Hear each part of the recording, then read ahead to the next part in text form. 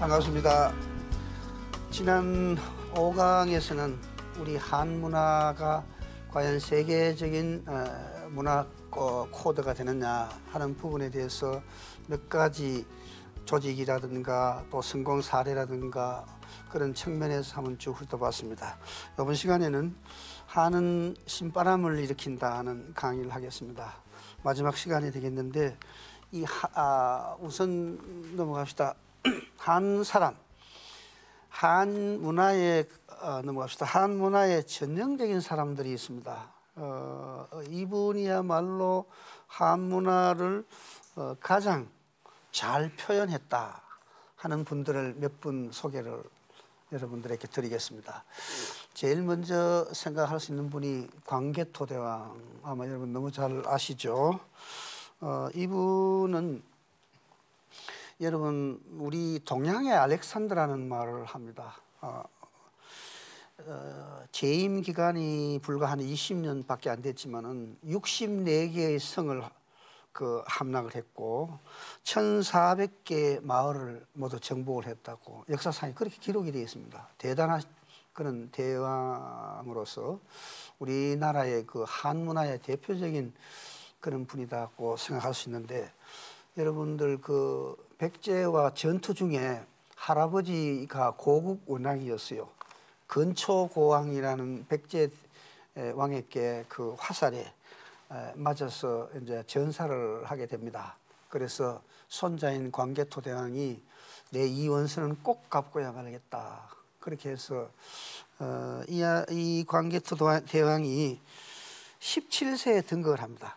등극하기 전에 이분이 했는 일을 보면요, 역사의 일의 자료들을 보면은 여기에 나와 있는 정안법, 발을정자에 눈안자를 썼는데, 이거를 본인이 1년 동안 저게 뭐냐 하면은 화살이 날라오는 화살이 습가래처럼 보이게 하는 그런 법이랍니다. 근데 아마 여러분들이 아마 야구 선수들이 왜 공을 던지면 베이브스 루스인가 미국의 신화적인 타자가 있죠. 이 사람이 이 피처가 야구 공을 던지면 공 하나가 배구공처럼 보인답니다. 그런 경지에 가야 이분은 유명한 신화가 있죠. 이번에 홈을 오면 이쪽에다 하고 쾅 치면 이쪽에 가고, 다음에는 이쪽에 치겠다 하면 그쪽에 갔다거든요. 그러니까 아주 신기에 가까운 전 했는데, 이제 정안법이라는 게 뭐냐 하면은 바로 날라오는 화살을 본인이 보고 놓치질 않는 겁니다. 그러니까 놓치지 않고 쳐다보니까 이 화살 굵기가 기둥처럼 그렇게 크게 보인다는 건데, 말이 그렇지 아마 정확하게 말씀을 드리면 그 화살이 날아오는 쪽을 향해서 이분이 눈을 감지 않는 겁니다. 근데 그거 참 어렵지 않습니까? 그 화살이 얼마나 빠르게 날아오는데 그걸 끝까지 보느냐는 얘기죠. 그래서 그걸 하기 위해서 이 배틀 아시죠? 왜 이 쿡쿡하는 그 배틀 밑에 이렇게 넣어서 1년 동안을 그 배틀 실 오르렉이 있잖아요. 그거를 다 구별했답니다. 아마 그만큼 이제 이 고국 원왕 자기 할아버지에 대한 이제 복수를 해야 되겠다는 마음이 그런 걸 하지 않았겠느냐 하는 생각이 드는데, 참 대단한 분입니다. 그래서 몰기의 경지까지 갔다 그래요. 없어질 못자 이렇게 기술 기자를 쓰는데, 여기 무슨 얘기냐 하면 화살 5개를 한 목에 이렇게 쏜답니다. 쏘면 5개가 다 관역에 정확하게 맞히는 겁니다. 이게 몰기의 경지라고 그러는데, 이 경지까지 갔다 그래요. 그리고 이제 이 대왕이 왕위에 오르기 전에 그 나라에서 제일 활을 잘 쏘는 사람을 불러가지고 당신이 나를 보고 활을 쏘라 했어요. 그 대왕이 서가 있고 한 50m 밖에서 이렇게 쏘죠. 그렇게 이분이 아이고 그 당시에는 왕자님 아닙니까? 왕자님이 그 처는 못합니다. 그래. 아니다. 아무 소리 하지 말고 해라. 그래. 그러니까 또 그 왕자가 명령을 하야 할 수 없고 이제 이래가지고 왕자를 보고 화살을 쏩니다. 쏘는데 그 화살을 잡는다 그래요. 그리고 이제 잡으면서 다시 자네하고 나하고 있었던 얘기를 아무한테도 이게 얘기하지 마라 그럽니다. 그게 이제 그런 경지가 이게 말하는 정안법이 너무너무 다음 돌리세요. 저 뒤로 돌리세요. 그래서 그런 경지에 왔는 분이 바로 이 광개토 대왕입니다. 17세에 등극을 하셔가지고 38세에 이제 돌아가시는데 20년간 갑옷과 투구를 벗지 않았다 그럽니다. 그만큼 이렇게 이제 그렇게 산을 다니면서 정복했는 그런 분이었는데 한국의 큰 바위 얼굴이다. 뭐 그렇게 평을 하면 아마 가장 적절할 것 같습니다. 그래서 이분이 이제 여러분 고단 봅시다. 그 대왕의 이제 그 사진에 나와 있는 내용 옆에 보면은 광개토 대왕비가 있죠. 뭐 800몇 자를 쓰는 분인데 그때 영토를 얼마나 확장했는지에 대한 그런 얘기들이 다 되어 있습니다. 그래서 이분은 어떻게 보면 우리 한 사람의 어떤 원형이 아니냐 하는 생각을 해봅니다. 왜 그런 생각을 하느냐 하면 고조선의 영토를 이분이 가장 많이 차지한 분입니다. 우리 역사상에서요. 근데 이 고조선 영토를 두고 가장 연구를 많이 하신 분이 윤내연 교수의 고조선 연구라는 그 책을 아마 여러분 읽어보신 분이 계실 겁니다. 그 책 굉장히 두껍죠. 거의 한 900몇 페이지 되는 책입니다만 그거 쭉 읽어보면은 여러 가지 문헌 또 발굴된 그런 자료를 유적을 갖고 하나하나 증명을 해갑니다. 하는데 그분의 그 이론에 의하면은 난하라 그래요. 난하 그다음에 대능하 그다음에 요하가 있는데 난하가 어디냐 하면은 만리장성이 출발하는데 그 강이 난하입니다. 거기에서 이 광개토 대왕 시절에 말하면 거기에서부터 우리 한반도까지 거의 다 차지했던 가장 많이 고조선의 영토를 확보했던 분입니다. 그러니까 그분이야말로 우리 한문화의 어떤 뿌리가 될 수 있다 이렇게 볼 수 있겠죠. 그다음 봅시다. 그다음에 이제 이 한 사람의 원형을 찾으자면 아마 원효 대사가 아니냐 하는 생각이 듭니다. 아마 너무 잘 아시죠? 여기 보면 만유심조론이라는 거, 만 가지가 다 마음에 달렸다는 거예요. 그 당나라의 구도의 길을 떠나다 왜 그 저녁에 그 무덤 속에 들어갔죠. 지금은 무덤 옛날에는 요래 문이 있는 무덤이었습니다. 그 안에 들어가지고 그 바가지에 물을 마시는데 아침 일어나 보니 뭐 해고리도 그런 거 다 잘 아시는 얘기죠. 그래서 그 순간에 이분이 정말 막 토하죠. 그럼 깨달는 바가 나 그 저녁에는 그냥 아무 그 없이 아주 달게 마시는데 그게 뭐이 아니더라. 그러니까 만 가지 일은 바로 이 마음이 만드는 것이다. 그게 도가 따로 있는 것이 아니라 마음이 곧 도다. 이거 바로 깨치지 않습니까? 그래가지고 의상은 보내고 본인은 돌아옵니다. 돌아와서 이분이 이제 왜 이 원효 스님이 한 사람의 전형이냐 하면요. 화엄 철학에 의해서 일적다여사 하나가 바로 만음이고 만음이 바로 하나다. 그럼 하나는 하나지 만음이 와 이게 같으냐 하는 얘기를 하는지 모르겠지만 사실은 하나라는 것이 우리 한사상의 근본적인 그 아이템이죠. 그 코드인데 이 하나가 모든 것을 만들어냅니다. 그러나 또 다시 이 모든 것이 또 합쳐지면 모두 하나가 되는 거예요. 그러니까 하나와 많다는 것은 일적다 다적이라는 것은 같은 원리라고 얘기합니다. 그렇게 설명을 여러분이 잘 이해를 못한다면 이제 비유를 하나 예를 들면 지금 내가 그 포항에서 출발할 때는 하늘이 맑았어요. 그러니까 포항 하늘은 맑았다. 대전 오니 막 갑자기 소나기가 막 쏟아지더라고요. 그러면 대전 하늘은 지금 소나기가 쏟아진다. 그 어느 하늘이 진짜 하늘이냐는 얘기죠. 그 여러분 생각하면 그러면 대전 하늘은 비가 오는 하늘이고 포항 하늘은 이게 햇빛이 쨍쨍한 날은 하늘이다. 그런 건 아니죠. 하늘은 똑같은 하늘입니다. 그냥 모습만 다를 뿐이라는 얘기예요. 그러니까 일적다여 다적이라는 말은 여러 가지 하늘의 모습이 있지만 결국 하늘은 하나라는 얘기입니다. 그런 의미에서 이분은 요 논리로 만들어낸 것이 신문화쟁론입니다. 그게 무슨 얘기냐 하면은 그 당시에만 하더라도 학파가 여러 개가 있었어요. 그걸 다 하나로 아우르는 그런 일을 하셨어요. 그래서 신문이라는 것은 10개의 그 여러 가지 학설들을 다 화쟁 하나로 묶었다 하는 얘기입니다. 한 사상이라는 한 문화라는 건 하나죠. 그러니까 모든 논쟁들도 바로 대전 하늘이 비 오고 포항 하늘이 맑고 서울 하늘은 구름이 끼었다. 이런 얘기들 다 끌어모으면 그냥 하늘은 하늘이지. 또 그 하나의 변화하는 모습이지 하늘이 따로 10개에서 20개 있는 것이 아니다라는 얘기죠. 그런 의미에서 신문 화쟁론을 정리를 합니다. 이분이 참 많은 우리나라에서 원효 스님 뭐 그냥 그렇다고 하려는지 모르겠는데 원효 스님을 연구하는 그런 기관이요. 외국에서부터 몇 개, 뭐 수십 개의 대학이 있습니다. 원효 스님에 대해서. 그러니까 불교가 인도에서 꽃이 씨앗이 됐다 하면 중국 불교에서 이제 그게 뭐 꽃을 피웠다면 한국에 와서 완전히 결실을 하는 그런 겁니다. 그 유교도 마찬가지입니다. 유학도 마찬가지입니다. 그렇게 우리나라의 학문은 그런 모든 학문들을 전부 하나로 다시 정수를 뽑아내는 문화의 용광로 같은 역할을 한 것이 우리 한문화이다. 그렇게 보시면은 여러분들은 큰 착오가 없을 것 같습니다. 그래서 나누어서 보면 다르지만 합쳐서 보면 하나다. 비빔밥 같은 예를 들어도 그 달고 뭐 어떤 사람은 이거 좀 맵다 아니면 뭐 이거는 너무 말이지 짜다 이렇게 하지만은 한마디로 요약을 하면 그거 맛있다로 끝나는 게 그게 오미가 다 갖춰져 있는 거거든요. 그게 이제 김치도 마찬가지입니다. 오미 쓰고 쓰고 짜고 뭐 달고 맵고 이런 내용들이 다 들어 있거든요. 그 오행이 다 들어 있다고 그럽니다. 그렇기 때문에 묵은 김치가 그냥 이렇게 생으로 했는 김치보다 훨씬 맛있는 이유도 이게 저걸 하잖아요.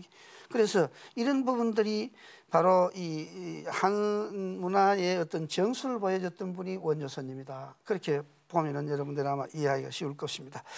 그 다음에 봅시다. 그 다음에는 이게 이제 유학입니다. 유학도 원효 스님은 이 인도에서 온 불교를 중국으로 이게 하나로 신문화쟁론으로 만들어서 결론을 맺으셨다고 그렇게 얘기를 할 수 있다면 유학은 태계와 율곡 선생님에 와서 완전히 이렇게 결실을 합니다. 그래서 여도 마찬가지로 공자님이 씨를 뿌리고 주자, 정자 하는 분들이 꽃을 피웠다면 이게 태계 선생님이 최고봉이 되면서 그 결실을 합니다. 그럼 왜 이거 같이 붙여놨느냐 하면은 결론적으로 말하면 태계가 최고봉입니다. 그런데 율곡 선생님은 태계 선생님이 결론을 내놓은 것 중에서 하나는 맞고 하나는 아니다 그렇게 얘기했습니다. 그건 하나는 맞고 하나는 아니다 하는 게 뭐냐 하면은 예를 들어서 율곡 선생님, 태계 선생님부터 먼저 말씀을 드리면은 이와 기가 있는데 이와 기에 대해서는 3, 4강 때 제가 설명을 드렸지요. 이는 씨앗이라면은 여러분이나 나랑 똑같은 사람이라는 씨가 이란 말입니다. 그러면 기는 받아낸 에너지예요. 그래 여러분하고 나하고 얼굴이 다른 것은 기가 다르기 때문에 그래 이렇게 달라지거든요. 그런데 이와 기가 이거는 각각 이도 바라고 기도 바라는 겁니다. 이는 사단이라 그래서 책은지심하고 뭐 수고심 이런 게 있지 않습니까? 이는 이가 발해서 기가 따라오고 또 기는 칠정을 기락했는데 칠정 기가 발해서 이는 탄다 이렇게 됐어요. 그리고 이와 기가 이원 두 개가 다 작동을 한다. 이래 봤는데 율곡 선생님께서는 이가 발해가 기가 타는 것은 틀렸다. 기가 발하고 이가 타는 것만 진리다. 이런 말씀을 하셨습니다. 그럼 이게 무슨 소리냐? 조금 어려운 이제 이 유학에 들어가면 좀 어려운 말인데 비유를 하겠습니다. 태계 선생님이 왜 이와 기를 다 인정을 했느냐 하면은 이렇게 비유를 이렇게 합니다. 예를 들자 사람이 말을 타고 간다고 가정하자. 그러면 사람이 말을 타고 갈 적에 말은 시키는 대로 할 거 아니냐? 맞죠? 이리 가자 하면 이리 가고 저리 가자 하면 저리 가고 워억 하면 쓰잖아요. 그러니까 사람이 일하면은 이 말은 기다. 요래 설명을 합니다.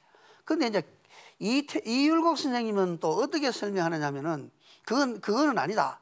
예를 들어서 달이 있다 하자. 달이 있잖아요. 달은 가만히 있는 건데 이건 움직이는 게 아니잖아요. 그런데 거기 와서 이렇게 그 햇빛을 달은 움직이는 거니까 그 비유가 안 되겠는데 해가 맞겠네요. 그죠? 해는 움직이지 않는데 그런데 해를 가리는 구름이 있을 거야. 비도 오고 구름도 오고 그거는 기다는 얘기죠. 그리고 이는 해와 같은 것이고 그냥 가만히 있다. 그런데 뭐가 문제가 되느냐? 기가 와가 이렇게 흔들어 버린다. 그러니까 이는 움직이는 게 아니다. 사람이 여러분이 나하고 사람이라는 이는 관계가 없다는 겁니다. 다만 기만 다르기 때문에 이런 문제가 일어난다. 이렇게 해서 퇴계 선생님의 두 가지 학설 중에서 하나는 인정을 하고 하나는 인정을 안 했는 것이 율곡 선생인데 기일도설 하는 게 그겁니다. 그래서 아마 조금 어려운 문제인데 너무 깊이 들어가면 여러분 복잡하실 것 같고 넘어가겠습니다. 그래서 예, 그다음 보면은 그다음에 또 우리 이 한 사람의 원령, 근데 왜 이분들을 한 사람의 원령이라 하냐면은 유학을 전부 이렇게 그동안에 있었던 모든 논리들을 집대성해서 하나로 딱 세워버렸습니다. 그래서 어떤 사람이라도 유학을 공부하려면은 퇴계를 넘지 않으면 안 됩니다. 그래서 퇴계를 연구하는 대학이 세계에도 40몇 군데가 있다고 그럽니다. 우리는 몰라도요. 심지어는 미국에 있는 도산서울여고시가 영어를 하시는 분인데도 우리말로 성악 지배를 위해서 그 와서 제사 지내고 그런 거 아마 TV에서 한번 나온 일이 있습니다. 그다음 봅시다. 그 다음에 신인의 부활을 기대한다는 부분인데, 여기에서 여러분들이 보면 이 신인이라는 게 뭐냐 하면요, 사람이 신이 될 수 있다고 우리는 생각을 하는 게 우리 선조들의 생각이었습니다. 여러분들이 신선이라는 거 많이 들어보셨잖아요. 신선의 경기에 사람은 갈 수 있다고 봅니다. 옛날 분들은 실제로 신선이 되신 분들도 역사에 보면 있습니다. 근데 이제 원창 이렇게 세상이 바뀌고 어지러워지니까 그런 경지까지 못 갔지만 옛날에는 그런 분들도 있었다고 그래 기록에는 있습니다. 그런데 우리 민족의 3대 요 부활에 관한 얘기 중에서 3대 경전이 있다는 얘기를 설명을 드리겠습니다. 성경이 있고 불경이 있는 줄 아는데 우리나라 선조들께서 3가지 경전이 있다는 걸 잘 모르시더라고요. 그다음 천부경이라는 것은 81자로 되어 있죠. 근데 이 천부경은 세상의 우주 진리를 그렇게 81자로 설명을 해놓은 경전입니다. 가장 기본되는 경전입니다. 이게 일시무실, 석상공, 무진본 이렇게 나가는데 제일 끝에 가면 또 일종무종일로 하나는 하나에서 시작하지만 사실은 모든 게 하나. 그래 81자 중에서 한일자가 들어가는 게 11분이나 나올 정도로 이를 강조하고 계십니다. 그런 부분이 천부경인데 사실 이 부분에 대한 정확한 해설이 지금 잘 안 되고 있습니다. 그러나 뭐 해설하는 책들은 많이 있습니다. 그 다음에는 삼일신고인데 이 부분은 우리 366자로 이렇게 되어 있어요. 있는 것으로서 주로 신학서라고 보면 신학을 체계를 씁니다. 예를 들면 뭐 천운, 신운, 신궁운, 세계운, 진리운 이렇게 설명을 하는 그런 책이고 그런 경전이고, 그 다음에 참전개경은 얼파소라는 분이 천서를 얻었는 천서라고 되어 있는데 세상을 다스리는 이치입니다. 그래서 366개의 모델 366사라 그래요. 그래서 그걸 모아가지고 정치적으로 이걸 어떻게 풀어나갈 것이냐를 아주 지혜롭게 풀어주는 책인데 이것이 논리학이라고 볼 수도 있고 또 정치학이라고도 볼 수 있습니다. 그래서 우리나라의 요 참전개경이 깊이 있게 들어가면 굉장히 좋은 그런 얘기 있습니다. 예를 들면은 성실하라, 믿음을 가져라, 사랑하라, 구제해줘라, 그 다음에 복과 화와 복을 잘 구별하라, 그 다음에 응보에 대해서 알아라 하는 그런 8가지 그 아이템을 딱 제시를 하는 그런 경우도 있습니다. 그 다음 넘어갑시다. 삼일신고 내용 중에서 진행시켜서 삼진, 삼망, 삼도가 있는데요. 삼진은 이거는 형이상학이고 삼망은 형이학이고 삼도는 신의 경지에 이르는 수도 방법이라고 합니다. 아까 5강 할 때 신선이 되는 방법에 대한 얘기를 하겠다는 얘기인데 보다 설명을 드리겠습니다. 그 다음요. 여기에 보면 삼일신고 진리훈에 나오는 얘기가 요 얘기입니다. 아까 요거는 형이상학, 요거는 형이학, 요건 망이 진이 되는 방법을 얘기를 하는 거거든요. 그래서 요 보면 성명정이라고 돼. 요게 사람이 타고난 겁니다. 근데 요거는 이에 해당하고 요거는 기에 해당하는 거고 요거는 몸을 말하는 겁니다. 그러니까 요 성과 명 사이에 바로 정이 있다는. 그래서 사람의 정은 타고나는 게 한계가 있다고 그럽니다. 많이 타고나는 사람도 있고 적게 타고나는 사람도 있고, 많이 타고나는 사람은 오래 살겠죠. 적게 타고나는 사람은 빨리 가는 거죠. 그거는 누구도 모르는 겁니다. 일단 타고나는 정이 있고. 그런데 요거는 선악도 없고 요거는 예를 들면 귀천도 없고 없는데, 다만 사람이 타고날 때 심기신이라는 형태로 나타난다는 겁니다. 이게 이가 사람에게 와서 나타나는 게 마음이래요. 이게 또 명이라는 것이 사람한테 나타나는 것은 기입니다. 에너지라는 거죠. 그 다음에 정이라는 것이 나타나는 게 내 몸입니다.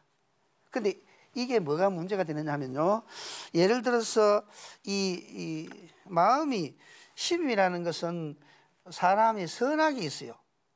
착한 마음을 타고난 사람이 있고 악한 마음을 타고난 사람이 있잖아요. 그런 게 있고, 그 다음에 이제 그 기도, 이게 청탁이라 그래가지고 아주 맑은 길을 타고난 사람이 있고 탁한 길을 타고난 사람입니다. 사람들이 이게 보면은 아주 말쑥하게 생긴 사람이 있고 좀 텁텁하게 생긴 사람이 있어요. 얼굴을 보시면 있잖아요. 그러니까 그런 것이 청한 기운, 탁한 기운을 타고나서 다르다는 얘기고, 그 다음에 이제 신도, 몸도 말이죠. 후박이라 그래가지고 두텁게 타고나느냐 얇게 타고나느냐, 요거는 뭘 귀하게 태어나느냐 천하게 태어나느냐, 여기 구별이 되는 겁니다. 그래서 심기신이 이기 작용이 다르기 때문에 타고난 성명정이 심기신으로 해서 막 혼란스러워지는 거예요. 그래가지고 사람은 정확하게 성인이나 신선이 못 된다. 신선이 못 된다. 그러면 신선 되려면 왜 해야 되겠느냐? 바로 요 마음을 다스리는 것이 지감이고, 요 기운을 다스리는 것이 호흡, 조식이고, 몸을 다스리는 것이 금촉으로서 이제 바른 몸가짐입니다. 요 세 가지만 정확하게 할 수 있다면 누구나 신선이 될 수 있다, 이렇게 보는 거예요. 근데 공교롭게도 보십시오. 아주 우리 고대의 우리 사상주의 지감은 바로 이게 마음 다스리는 거는 여러분 아시죠? 견성성불하는 불가진리입니다. 그 다음에 호흡을 바른 호흡을 하고 을을 가꾸는 거, 이거는 수기법인 노장철학입니다. 도교라는 거죠. 그 다음에 금촉이라는 거는 바른 몸가짐이거든요. 수신제가 치국평천하했는 공자의 유학을 얘기합니다. 그러니까 이게 고대의 말이죠. 우리는 유학이나 불교나 이런 게 도교가 안 들어왔을 때부터 이런 것에 대해서 이미 우리에게 말하는 삼일신고의 내용이 있다 하는 얘기입니다. 상당히 이 부분은 여러분들이 한번 잘 생각해 보시면 여러분들이 이 생활하실 때 바로 저런 것이 도움이 됩니다.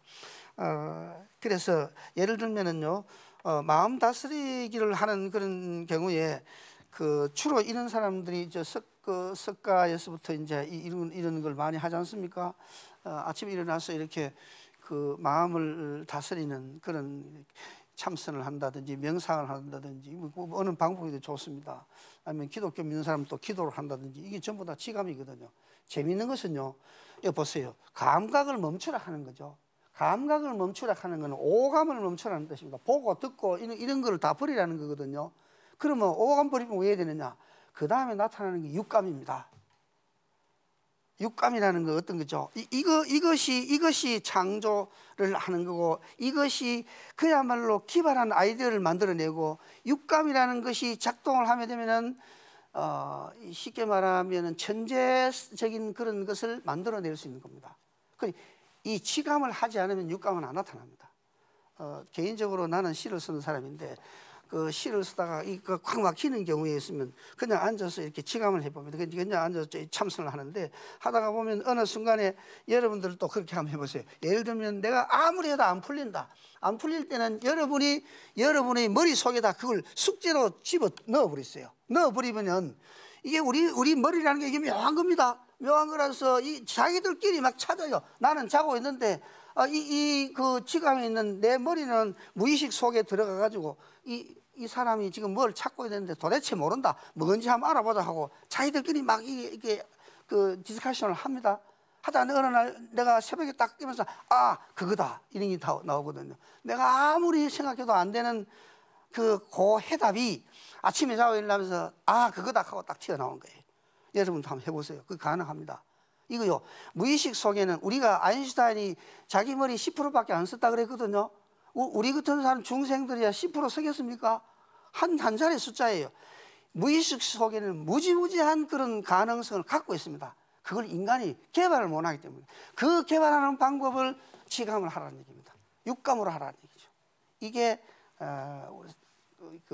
고대 우리 한문화를 연구를 하다 보면 나는 이게 가장 백미라고 생각합니다. 이렇게 우리 선조들이 다 찾았구나. 조식하는 거예요. 여러분 이게 참선하면서 호흡을 길게 하셔야 됩니다. 길게 들어 마시고 길게 드러내야 됩니다. 사람은요 죽을 때까지 호흡을 몇 분 하라 하는 게 나온답니다. 몇 분 하면 여러분들 그 이해가 잘 안 가겠죠. 몇 분 하면 너는 죽어야 된다 하는데 여러분 생각해서 막 달리기를 했다 합시다. 그러면 호흡이 막 가빠지잖아요. 그러면 빨리 호흡을 하다 보면 생명이 단축되는 겁니다. 그렇게도 볼 수 있죠. 길게 호흡을 하면 그만큼 늘어나는 거예요. 그렇게 이제 신선도 하려고 하면 이거 반드시 조식하는 법도 배워야 됩니다. 금축하는 법도 마찬가지죠. 자기가 몸가짐을 예를 들면 금축하는데 8가지가 있습니다. 하나 예를 들어볼까요? 예를 들어서 이제 성입니다. 고함 치지 마라. 그 다음에 색입니다. 음탕한 짓 하지 마라. 그 다음에 냄새에 취하지 마라. 본드 마시는 거 있죠. 취하지 마라 하는 얘기입니다. 그 다음에 미, 식도락에 너무 빠지지 마라. 맛에 빠지지 마라. 그 다음에 이제 음이라는 말은 섹스죠. 이런 건 하지 마라. 그 다음에 이제 아주 저급한 행동하지 마라 합니다. 이게 우리 다 16가지가 이게 전부 다 하나하나 다 지시를 하고 있습니다. 내가 시간이 없어서 다 지금 말씀을 못 드리는데 이거야말로 정말 우리가 이런 경지에 간다면 신인이 안 된다고 그걸 못합니다. 신선이 될 수 있는 거예요. 이렇게 고대 우리 문화에서는 하나하나 사람의 경지가 신의 경지가 갈 수 있다고 합니다. 서구 쪽에서는 이렇게 안 보죠. 택도 없는 소리입니다. 신은 굉장히 높은 데 있고 모두 지인이잖아요. 전부 원죄를 지은 사람들이고 신이 용서를 한다 하면 용서가 되는 거고 용서하지 않는다 하면 안 되는 겁니다. 예정설이라는 그런 거 아닙니까? 우리는 그런 게 아닙니다. 다 할 수 있다는 얘기죠. 단 하는 방법은 이렇다. 넘어갑시다. 21세기 교육에 대해서 조금 논의하겠습니다. 사실 21세기 교육 이거 심각한 문제거든요. 다 넘어갑시다. 우리나라 교육의 선조들은 교육 농사 짓는 거와 똑같다 했거든요. 그다음요, 88 하는 거는 88분이나 논에 다녀야 된다는 뜻이고, 그다음에 21세기 교육은 인성교육, 창의성교육. 이거는 모든 교육학자들이 결론적으로 말하는 거예요. 21세기는 인성교육 똑바로 시켜야 된다. 그 다음에 창의성 교육이 바로 그 나라의 가능성 또 선진국으로 갈 수 있는 모든 그 컨셉이 이 창의성 교육에 달렸다. 여러분 동의하시죠? 아마 이게. 그런데 우리나라 인성교육 합니까? 입시교육으로 완전히 망쳐놨지 않습니까? 그 다음에 창의성 교육 합니까? 암기식으로 끝나버렸다는 겁니다. 사실 개인적으로 나도 교육계 있었지만 이게 안 됩니다. 제도적으로 묶어놨어요. 인류대학 출석일을 하는데 이게 됩니까? 이게 어떻게 인성교육을 합니까? 안 되거든요. 그러면 이걸 어떻게 해야 되느냐는 얘기예요. 이게 이제 우리가 갖고 있는 21세기 교육에 갖고 있는 우리가 실천해야 될 아이템입니다. 그래서 이 부분을 저는 이렇게 생각합니다. 인성교육과 창의성 교육은 우리 고전에 그대로 원형이 남아있다. 다음 봅시다. 예를 들어서 하버드 스타일, 하버드는 세계 최고의 대학입니다. 이 하버드 스타일이라는 책을 쓴 분이 있어요. 조선일보 기자가 그거 가서 3년 동안 있다가 나왔는 여러분 한번 본 분이 하버드 스타일 세 가지. 첫째, 하버드에는 우리나라에 인류대학 졸업하는 사람은 메리트가 있죠. 어디 나가도 인류대학 나오면 메리트가 있지만은 하버드는 그런 거 없습니다. 미국 사람들은 어느 대학 나오느냐 문제 안 삼는다. 어떤 경우에는 대학 졸업도 묻지 않아요. 네 뭐 할 수 있느냐, 그 끝입니다. 네 뭐 할 수 있느냐 한번 해봐라. 나한테 보여봐라. 맞나 안 맞나? 이거로 끝이에요. 그렇기 때문에 하버드 스타일이라는 건 세 가지인데 참 이게 맞다는 생각이 들어서 오늘 소개를 합니다. 첫째는 뭐냐면 하버드에 들어가면 제일 먼저 해야 될 게 나는 누구냐를 알아야 된다는 겁니다. 여러분 이 질문보다 어려운 질문은 없죠. 그래, 나는 누구냐를 알아라 하는 것은 내 탤런트가 뭔지 알아라는 뜻이에요. 내가 이 세상에 태어났을 때 나는 무엇을 하라고 이 세상에 태어났느냐는 얘기예요. 그걸 알아라는 겁니다. 이거 쉬운 문제가 아니죠. 그래서 고민을 하면서 나는 누구냐, 내가 뭘 해야 되겠느냐, 이거를 찾아다닌다는 겁니다. 하버드가 다 그걸 하고 그다음에 난 탤런트는 뭐냐? 아, 나는 이걸 해서 이럴 때 생각하기에 의미와 재미라는 것도 전에 한번 얘기를 드렸죠. 의미가 있어야 하는. 내가 그 일을 할 때 의미가 있어야 되고 뭐 예를 들면 뭐 다른 아주 나쁜 짓 해가는 의미가 없잖아요. 역사적인 의미가 있어야 되고 그다음에 그 일을 하는 그 자체가 내가 재미가 있어야 되는 겁니다. 그건 내가 소질이 있다는 얘기죠. 그러면 의미가 있고 재미가 있으면 된 거예요, 이게. 그다음에 올인하기다. 그건 뭐라 내가 갖고 있는 모든 에너지를 그걸 위해서 투자를 하는 거예요. 그러면 하버드 졸업했는 사람들은 어떤 생각이냐? 지가 하고 싶은 일을 한다. 이게 되죠. 그다음에 지가 하는 일이 의미가 있다. 되지요. 그러니까 이 사람은 점점 더 자기가 평생을 일해도 의미가 재미가 있기 때문에 스킬 레벨이 높아질 거 아닙니까? 그러니 그 사람 선택하는 거예요. 그러면 그 사람은 열심히 하는 겁니다. 이게 어떤 의미에서 인성교육, 창의성 교육을 그대로 합쳐나가는 얘기입니다. 그럼 봅시다. 그러면 예를 들어서 참교사는 가르치지 않는다. 그러면 선생님이 애들을 안 가르치면 왜 가르치는 말이냐 하는 얘기인데 상당히 깊은 뜻이 있습니다. 예를 들면요. 놀이처럼 하라 하는 거예요. 진짜 교육은 말이죠. 놀이처럼 하라 하는데 하나의 경험 속에 그 녹아 있어야 되는 겁니다. 교육 자체가 하나의 경험 속에 녹아 있어야 돼요. 그럴 수 있도록 교사가 리드를 해나가야 된다. 이것이 교육의 핵심입니다. 그래서 놀이는 기쁨입니다. 그리고 해답을 얻는 것이 아니라 해답을 얻을 수 있도록 모티브, 동기를 부여해 주는 것이 교육입니다. 그렇게 해야 지가 재미를 느낄 거 아닙니까? 재미가 있어야 되거든요. 그러면 하지 말라 기도 합니다. 이렇게 교육을 시켜야 인성교육과 창의성 교육을 함께 아우러질 수 있다. 이런 얘기입니다. 그래서 그 다음 봅시다. 그러면서 여기에 소울이 말이죠. 같은 흙이고 영어인데 그러니까 이게 무슨 소리냐면은 자연으로 돌아가라는 얘기입니다. 자연으로 돌아가야 올바른 영적 교육을 할 수 있다. 그런 얘기입니다. 그 다음요. 그래서 인성교육.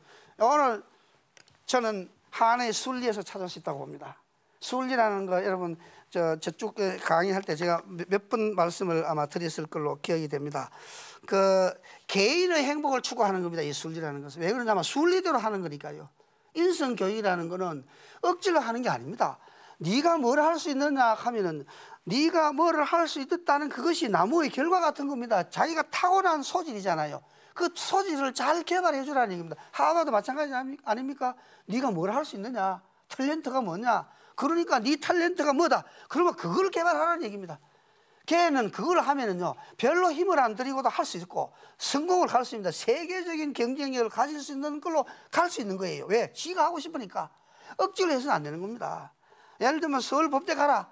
서울법대야 짐이 없는 사람을 기어이 가라 하면 그 사람은 견디내지를 못하는 겁니다. 첫째, 의미가 없어요. 재미가 없어요. 그러다 보면 그게 사람 사는 것이 아니라 행복이 아니잖아요. 이거 불행입니다. 그러면 적어도 인성교육을 하려면은 그게 자기가 행복해야 된다. 그 행복할 수 있는 방법이 뭔지 본인이 연구하라. 본인이 그걸 찾아서 전력 투구를 하라. 이렇게 보면 됩니다. 그 다음요. 교육은 생명활동입니다. 예를 들어서 그런 말 있죠.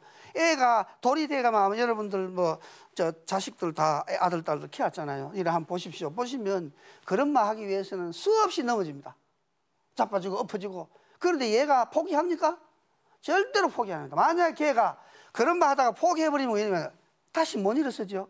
그런데 생명 활동이기 때문에 누가 시키지 않아도 엎어지고 자빠지고도 결국 걷게 됩니다. 이게 바로 생명 활동. 바로 교육이 그런 거란 말입니다. 지가 하고 싶도록 해줘야 된다는 얘기예요. 그런 말처럼. 누가 하라 하는 거 아닙니다. 왜? 순리이기 때문에요. 그래서 인성교육은 하나의 순리라는 말을 제가 말씀을 드립니다. 그 다음요. 도토리로라는 것입니다. 도토리로 요만한 거 참나무에 떨어지는 거죠. 묶는 거 있죠. 여기에는 도토리 속에는 많은 정보가 들어있거든요. 누가 도토리를 보고 네가 참나무 되는 법을 안 가르쳐 줍니다. 안 가르쳐줘도 요 도토리가 썩어지면은 거목이 되는 그런 참나무가 되고 수없이 많은 도토리를 내게 되잖아요. 이게 교육입니다. 이게 순리라는 거예요. 이게 바로 인성교육이라는 겁니다. 이 속에 다 해답이 있다. 이렇게 얘기 드릴 수 있습니다. 그 다음요. 그 모든 정보가 씨앗 속에 존재해 있고, 그 다음에 순리교육의 전범을 보여주는 얘기들을 제가 말씀을 드렸죠. 그 다음 넘어갑시다. 자, 그 다음에 남명조식 선생이 제자에게, 참, 우리 선조들이 어떤 교육을 했는지에 대해서 하나 몇 가지 예를 들겠습니다. 남명조식 선생님 잘 아시지 않습니까? 이분 제자가 과거에 급제를 해서 등극하는 길입니다. 그래서 이제 선생님한테 인사를 했어요. 인사하고 선생님이 이제 제가 이제 서울 한양 갑니다. 그러니까 그 이 사람 우리 집 뒤에 뒷간에 가면은 암소가 한 마리 있으니까 그거 타고 가게 했어요. 그러게 제자가 들어보니까 선생님이 뒤에 있는 뒷간에 있는 암소를 타고 가라 하니까 그것도 갔어요. 가니 소가 없어. 그러니까 와가지고 선생님 소가 없습니다 이렇게 말씀드릴 수밖에 없잖아요. 그래 이 사람아, 자네는 성질이 말이야 다 좋은데 너무 급해. 너무 급하니까 마음의 소를 자네한테 주는 거야. 이게 우리 교육입니다. 여러분 이해 가시죠? 진짜 소 타고 가라는 얘기가 아니라 네 성질이 급하니까 앞으로 암소를 타고 가듯이 천천히, 그리고 아주 정밀하게 다시 한번 생각해보고 그렇게 해라. 그러면 내 출세하는데 지장이 없을 것이다. 이분이 그 제자가 나중에 영의정까지 올라가신 분인데 두고 남명선생을 못 이루고 그 암소 얘기를 하신다고 그래요. 이게 우리 선조들이 했는 교육 방법입니다. 그 다음에 이 선생님은 생각론을 얘기했어요. 자네들은 생각을 아느냐? 생각은 절대로 자기 맛을 안 버립니다. 안 버리지만은 생각이 들어가야 전체의 맛이 조화를 이루거든요. 아마 여기 음식 하시는 분들은 알 겁니다. 그래서 생각이 되라 하는 그런 얘기를 하셨습니다. 이게 우리 순리 교육의 전부입니다. 그 다음 장애성 교육이 나오죠. 장애성 교육은 이거는 성장과 발전, 이게 바로 어디에서 나오는 거냐? 우리 하나의 신바람에서 이게 나옵니다. 정말 신명이 나면은 창의성은 저절로 됩니다. 그 다음요, 이 IQ는 다릅니다. 창의성이라는 건 IQ는 이 지능지수고, 여기 말하는 창의성은 오히려 EQ 쪽입니다. 정서적으로 그 사람이 얼마만큼 그 지능이 높으냐, 정서지능이라는 말이 있거든. 그게 있어야 된다. 그 다음요, 창의는 만화경이, 여러분들 애들 색종이 넣어가 만화경을 보지 않습니까? 그때 색종이가 많이 넣으면 넣을수록 더 많은 그런 만화경을 볼 수 있어요. 이건 무슨 얘기냐 하면은, 창조를 하려면 본인의 지식 축적이 점점 많이 되면 될수록 훌륭한 창조를 할 수 있다는, 이게 만화경 원리입니다. 창조를 하려면 만화경 원리를 찾아라 하는 그런 얘기입니다. 그 다음요, 그래서 동양인이 서양인보다는 운의 EQ가 발달이 되어 있어요. 그렇기 때문에 그 창의적인 측면에서는 동양인이 서양인이 미치지 않습니다.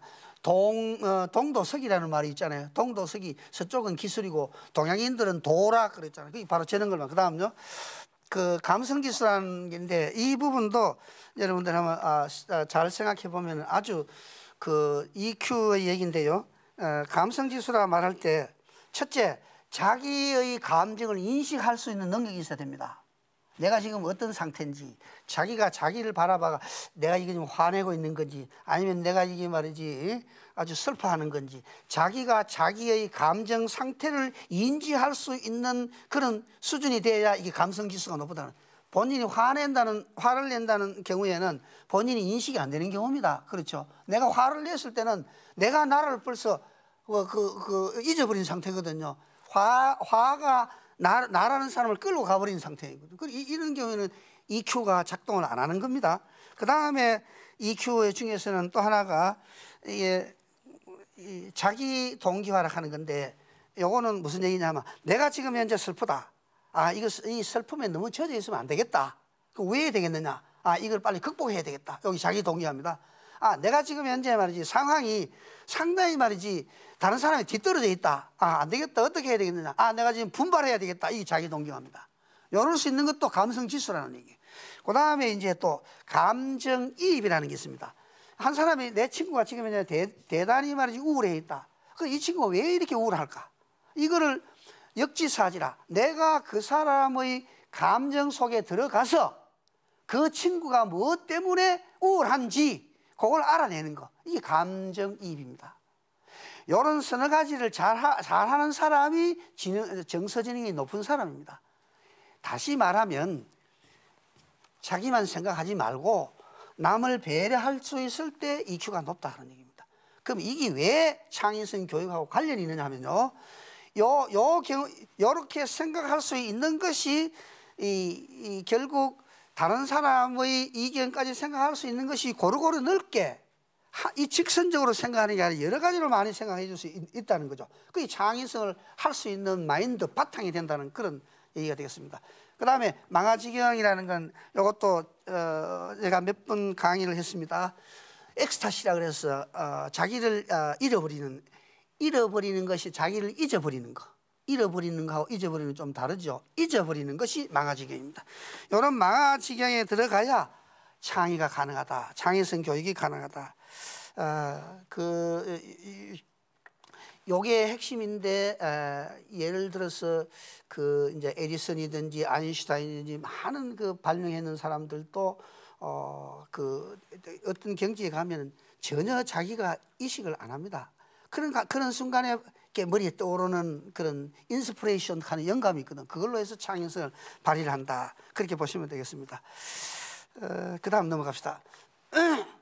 그 다음에 이게 이제 이 신바람과 한류인데요. 신바람이라 하는 것은 아까 말한 창의성 교육이었죠. 그런데 이 한류하고도 상당히 관련이 있거든요. 우리가 세계적인 문화 코드라고 5강에서 제가 말씀을 드렸습니다마는 그런 것들이 이제 나타나는 그런 하나의 정명으로 있는 한류도 우리 생각 한번 해볼 필요가 있습니다. 또 이것도 잘 이렇게 이끌어 가야 됩니다. 학자에 따라서는 지금 한류 있는 게 아니고 한류라는 것도 깊은 뿌리가 있었다. 옛날에 뭐 아주 옛날서부터 이 한류의 기류가 있었다. 그렇게 설명을 합니다. 그런데 일단 이 한류나 신바람 중에서 우리가 갖고 있는 민족의 원형 중에서 가장 값진 것은 나는 이 신바람이라고 보는데요. 신명이 나야 되는데, 자, 여러분 깽가리부터 시작해가지고 뭐 모든 저게 덩덩 덩덕쿵 덩덩 덩덕쿵 하면서 덩실 춤이 나오잖아요.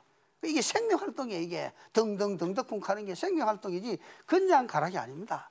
그래서 덩덩 그럼 이게 가락의 집이요, 덩덩은 합이요, 그 다음에 쿵 하는 것은 해와 달이다.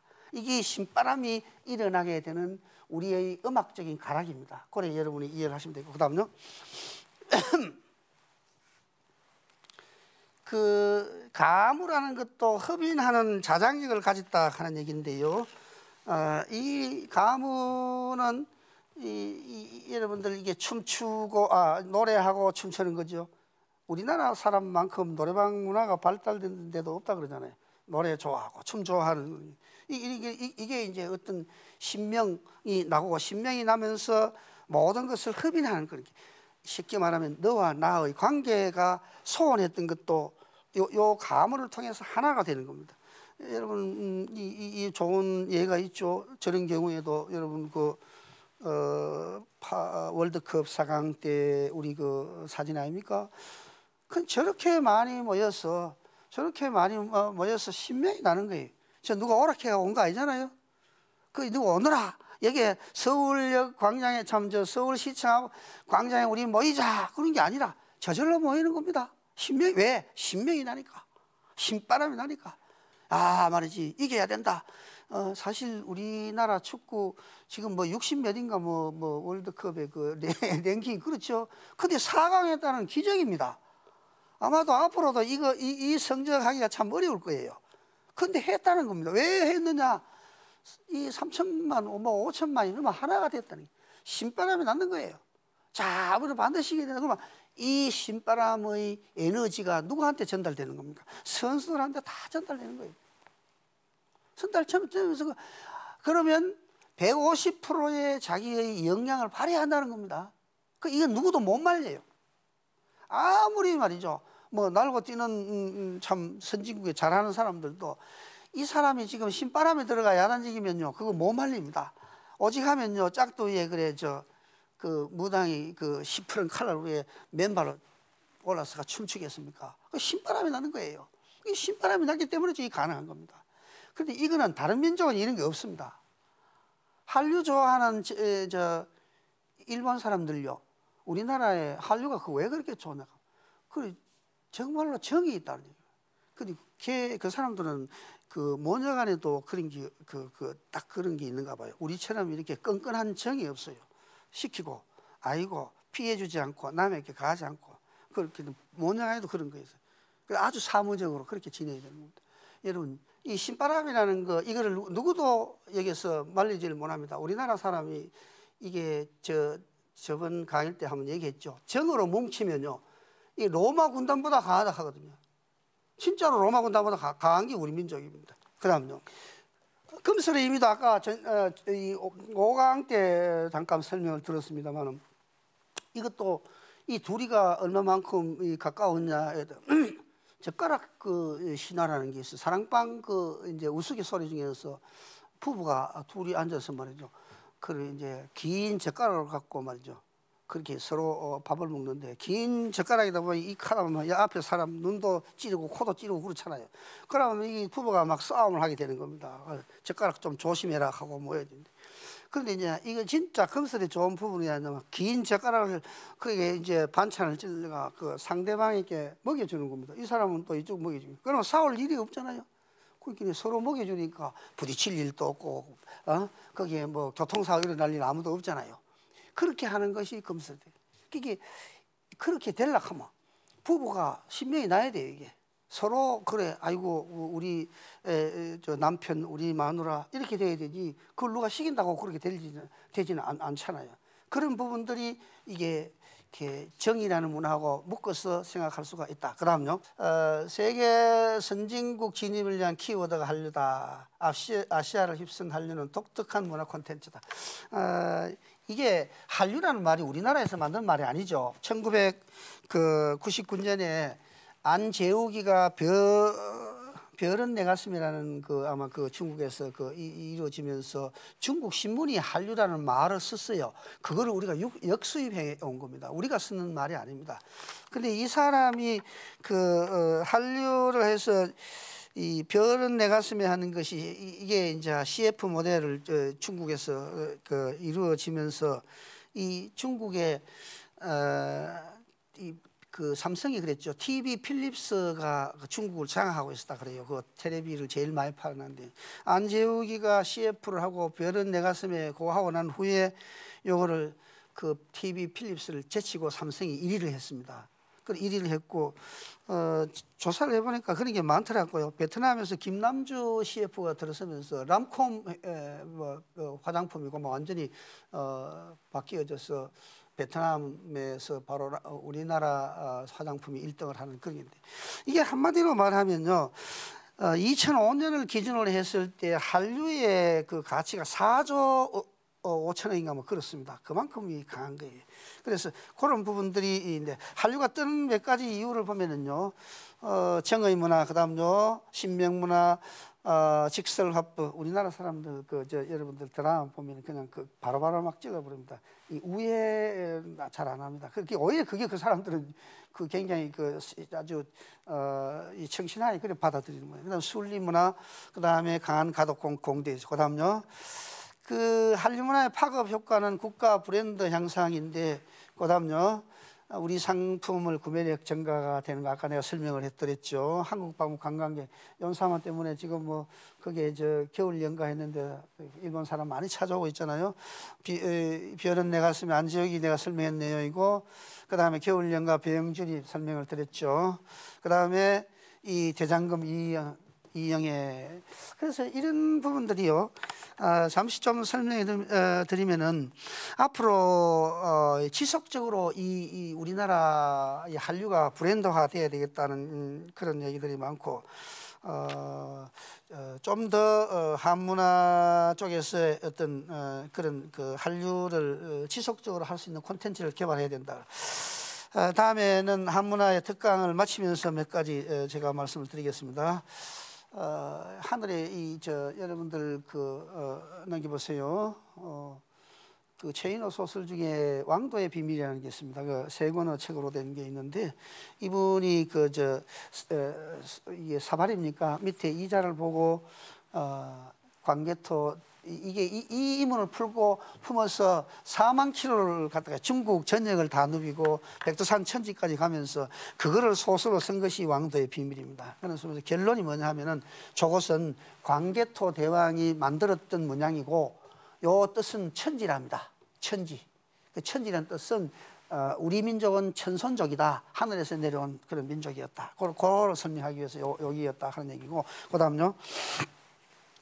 몇 가지 화두를 우리가 볼 필요가 있습니다. 제국의 미래를 썼던 아이미 추아 교수, 미국에 있는 중국 계열의 그 교수입니다. 이분이 했는 내용 중에서요, 세계 패권국이 되려면 관용을 해라. 관용하지 않으면 안 된다. 몇 가지 예를 들면은 최초의 패권국은 페르시아입니다. 페르시아가 이 세계 인구 3분의 1을 전부 다 지배했다 그러는데, 이 세 가지 특징이, 첫째는 절대로 정복했는 왕을 죽이지 않습니다. 그 다음에 그 나라에 있는 고유 종교 허물지 않았습니다. 그 다음에 귀족과 그 왕은 호사스럽게 살도록 해주는 겁니다. 이것 때문에 페르시아가 수천 년, 수백 년 동안 그 세계 패권국을, 로마도 마찬가지입니다. 로마도 팍스 로마라는 거 있죠. 이 로마가 2000년을 계속했습니다. 2000년 동안 계속할 수 있었던 것은 이게 정복했는 나라에 대해서 역시 종교 또 간섭 절대로 허물지 않습니다. 간섭하지 않았어요. 그 다음에 피정복 국가의 국민이라도 황제가 될 수 있어요. 그런데 실제로 피정복 국가의 출신 황제가 2사람인가 있었습니다. 이건 역사에 있었던 얘기고요. 그 다음에 인종차별 안 했습니다.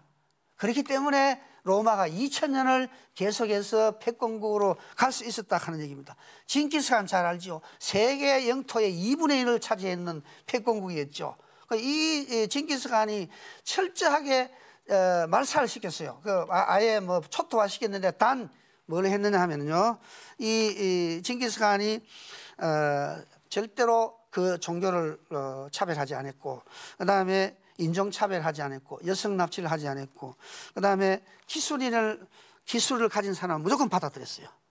그래서 여러분, 햄버거라는 거 있죠. 이 사람들은 한 열흘 내지 한 보름 동안은 식량 없이, 이 사람은 전부 기마대 아닙니까? 한 보름 정도는 식량 없이도 가능한 것은 말고기를 처음 썰어가지고 자기 안장 밑에다 넣고 다닌답니다. 그러니까 식량 걱정할 거 없는 거예요. 막 타고 다니다가 그 끄집어 내가 씹고 또 달리는 거예요. 우리처럼 뭐 밥하고 이런 게 없습니다. 그런데 함부르크에 가서 그 이제 말고기에다가 그 고기만 먹으니까 좀 못하죠. 그거다가 뭐냐면 빵을 이래 얹어가지고 뭐, 그것이 햄버거의 시초랍니다. 그러니까 햄버거 하는 거는 함부르크에서 몽고인들의 말고기를 이게 빵 사이에 넣어서 먹었다. 그래서 햄버거라는 거예요. 그리고 햄버거의 기원도 이 사람이 이제 징기스칸에서 온다 할 겁니다. 미국, 과거에 이 나라에도 민주적이다, 또 다원적, 종교주의 다 인정하고, 그런데 문제는 남아있는 게 인종차별 아직도 남아있죠. 그 다음에 이 아메리카 인디안에 대한 학살, 이런 부분이기 때문에 이 아이미 추아 교수는, 이 양반은 어떻게 설명을 하느냐 하면, 앞으로 미국은 상당 부분 문제가 있다. 패권국이 되기 위해서는 관용을 해야 되는데, 왜 역사에 보니까 다 그렇다 이거죠. 그런데 이 미국은 조금 문제가 있다는데, 그런데 제가 하고 싶은 얘기는, 아이미 추아 교수가 말했는 관용이라는 것이 뭐냐, 이거 바로 한사사입니다. 한의 문화입니다. 그런 점을 얘기를 내가 강조를 하고 싶어서 이분의 얘기를 끄집어 내는 겁니다. 그 다음에 몇 가지 다음 봅시다. 중국의 우리나라 지금요 몇 가지 화두가 있는데, 첫째, 중국 동북 공정이 있죠. 이거는 상당히 문제가 다민족 역사관이라고 제가 설명을 드렸죠. 중국 땅에 있는 역사는 고조선이고 모두 다 우리 역사다. 그래서 다민족 역사관을 끄집어냈고, 다음에 이 다민족 역사관을 이 사람들이 했는 이유는 김정일 사후에 북한을 어떻게 할 것이냐, 이게 이제 기득권을 주장하기 위해서 이런 얘기를 할 것이다. 남북 통일이 쉽게 될 것이냐 하는, 어떻게 될 것이냐 하는 문제도 이거 우리가 생각해야 됩니다. 동북 공정이라는 이 자체가 돈을 3조 원을 넘게 퍼부었습니다.